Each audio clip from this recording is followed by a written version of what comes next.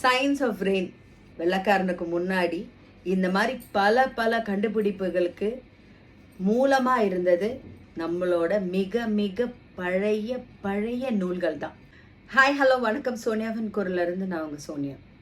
Science of rain, அதாவது கடல் நீர் எவாப்ரேட் ஆகி அது மேகமாக மாறி மேகம் அப்புறம் அது மழையாக திருப்பி பூமிக்கு வருது அப்படின்ற அந்த சயின்ஸை ஏறக்குறைய 1850s கண்டுபிடிச்சதாக சொல்லப்படுது. அதுக்கும் 10,000 வருஷத்துக்கெல்லாம் முன்னாடி ஒரு பெண் இந்த சயின்ஸ் ஆஃப் ரெயினை கண்டுபிடிச்சிருக்காங்க. யார் அந்த பெண்ணுன்னு தெரியுமா? ஆண்டாள். ஆண்டாள் திருப்பாவையில் ஒரு பாடல் ஒன்று இருக்கு. ஆழி மழை கண்ணா ஒன்று நீ கைக்கரவேல் ஆழியுள் புக்கு முகந்து கொடு ஆர்த்தேரி ஊழி முதல்வன் உருவம் போல் மெய்கருத்து பாழிய தோளுடைய பற்பனாபன் கையில் ஆழி போல் மின்னி வலம்புரி போல் நின்றறிந்து தாழாதே சாரங்க உதைத்து சரமழை போல் வாழ உலகினில் பெய்திடாய் நாங்களும் மார்கழி நீராட மகிழ்ந்தேலோர் எம்பாவாய்.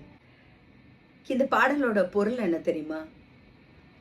மேகத்துக்கு அதிபதியான கடவுளே, நாங்கள் சொல்கிறத கேளு.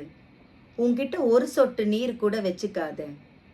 கடல் நீர் முழுதியும் நீ முகர்ந்து கொண்டு மேலே சென்று உலகாழும் கண்ணனின் நிறத்தை போல கருத்து, அதாவது கண்ணனின் நிறமும் கருப்பு, மேகத்தின் நிறமும் கருப்பு இல்லையா?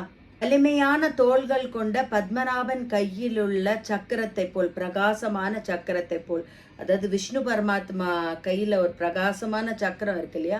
அந்த சக்கரத்தை போல் மின்னலை வீசி பலம்புரி சங்கில் எழும்பும் ஒளியை போல் இடி ஒளி எழுப்பி வெற்றியை மட்டும் ஏற்றும் அவனது சாரங்கம் என்னும் வில்லிலிருந்து புறப்படும் அம்புகளைப் போல மழை பொழிவாயாக.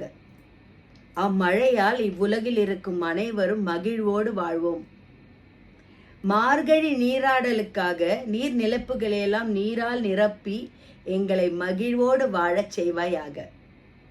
பார்த்தீங்களாங்க, சயின்ஸ் ஆஃப் ரெயின் வெள்ளக்காரனுக்கு முன்னாடி இந்த மாதிரி பல கண்டுபிடிப்புகளுக்கு மூலமாக இருந்தது நம்மளோட மிக மிக பழைய நூல்கள் தான்.